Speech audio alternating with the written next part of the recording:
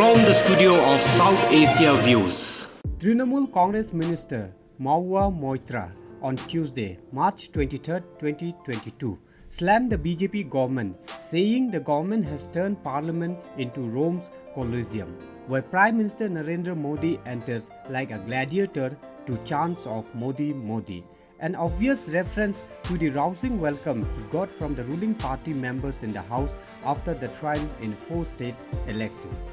Taking part in the discussion in Lok Sabha on the demands for grant for the Ministry of Civil Aviation 2022-23, Moitra additionally recorded the names of women who have scratched their names in the annals of Indian civil aviation history, saying they are only the ones who truly deserve applause.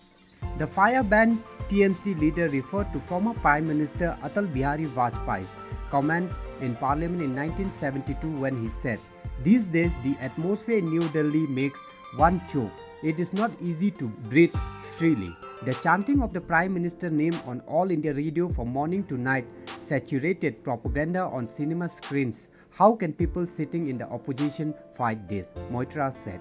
It is India's greatest tragedy perhaps that the very party Vajpayee led as Prime Minister today leads a government that has turned this very same parliament into the Colosseum in Rome in the 1st century, where, like a gladiator, the Honorable Prime Minister enters to chant of Modi Modi. Her comments come in an evident reference to the Prime Minister Modi being invited by the trumping of death and reciting of his name by the BJP individuals in Lok Sabha when the budget session continued and the House met for the first time after the Saffron Party's victory in 4 states. I would like to quote former Prime Minister Vajpayee in 1972, who said in Parliament, "These days the atmosphere in New Delhi makes one choke.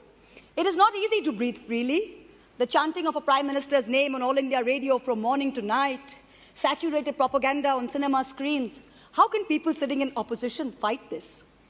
It is India's greatest tragedy, perhaps, that the very party Vajpayee led as Prime Minister today leads a government that has turned this very same Parliament into the Colosseum in Rome in the 1st century, where, like a gladiator, the Honorable Prime Minister enters to chants of Modi, Modi. And sadly, those entrusted with the decorum of this House, the garima, as they like to put it, smile smugly through it all. So today, as a woman parliamentarian, let me chant some names that truly deserve applause, both in this House and in the annals of civil aviation history of India. The first Indian woman to get a pilot's license, Urmila Parekh. The first woman commercial pilot, Prem Mathur. The first woman pilot of Indian Airlines, Durba Banerjee. The first woman IAF officer to fly in a combat zone, Gunjan Saxena. The captain of the first Boeing having an all-women flight crew, Saudamani Deshmukh. The youngest pilot in civil aviation history to command a jet aircraft, Nivedita Bhasin. And on this celebratory note, my esteemed colleagues, let us do what needs to be done. Keep the Maharaja out of the skies by all means, but let's keep the Aam Aadmi flying high. Jai Hind. Thank you very much. From the studio of South Asia Views.